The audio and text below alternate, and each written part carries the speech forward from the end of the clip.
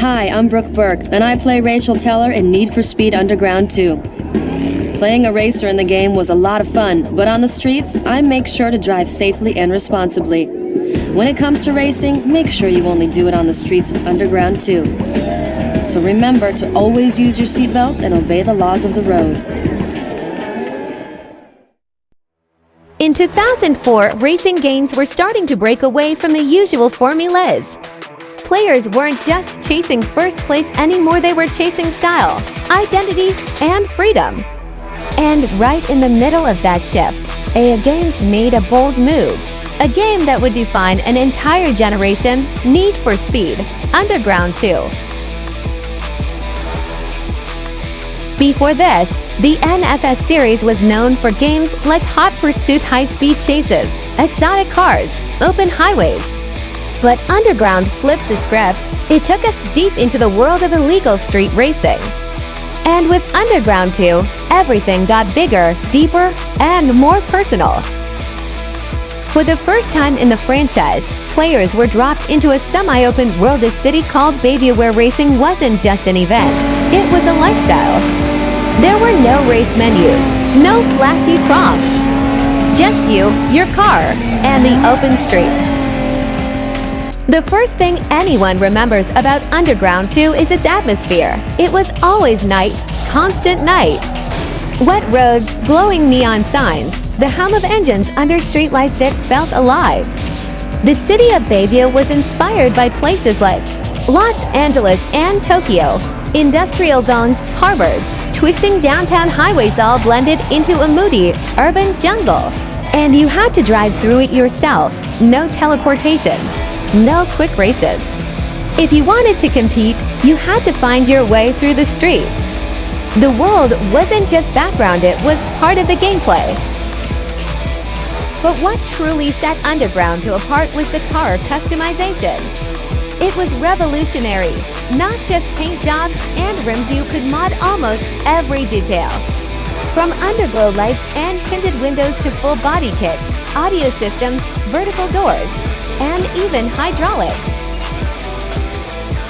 Customization wasn't just visual, it mattered. You earned style points during races. So your car's look was tied directly to your in-game performance.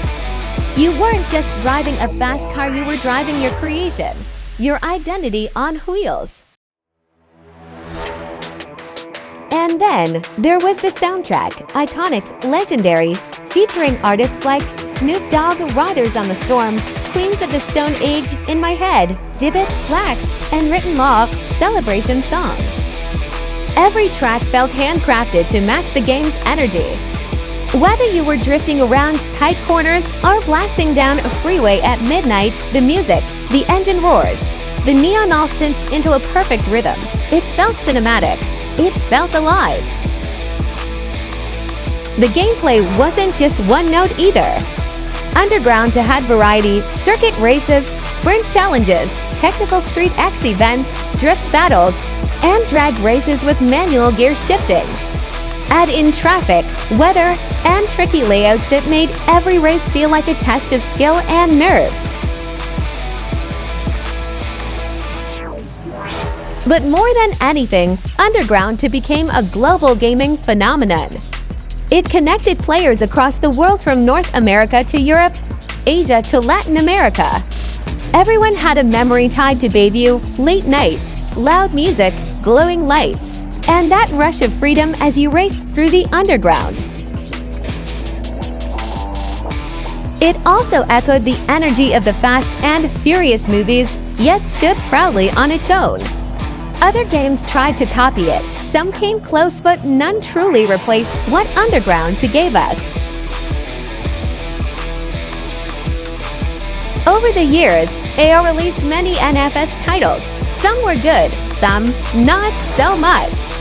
But ask any longtime fan, and many will still say, Underground 2 was the peak. Why? Because it was the perfect mixed freedom. Style, music, and speed. And maybe because of how it made us feel. That memory of flying down a neon-lit highway behind the wheel of a fully modded 350Z, Xzibit in your ears, rain on the windshield.